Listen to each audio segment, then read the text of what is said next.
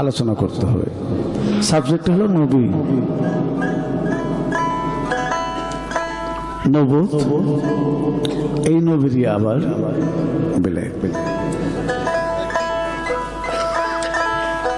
সবকিছুই ভালো লেগেছে, একটি বিষয় দাদা ভাই আমাকে একটু ব্র্যাকেট দিয়ে দিয়েছেন। আরে কই শুনতেছেন না আপনি আমার দিকে?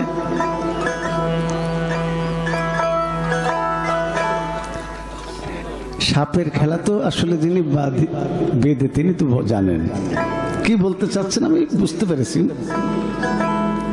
সে বুঝে আমি উত্তর দেব। সকালবেলা হুন্ডা নিয়ে বের হয়েছে এক ব্যক্তি, কোথাও যাবে।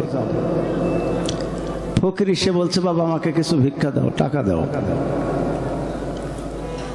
তো লোকটি 100 টাকার নোট হাতে দিয়েছে।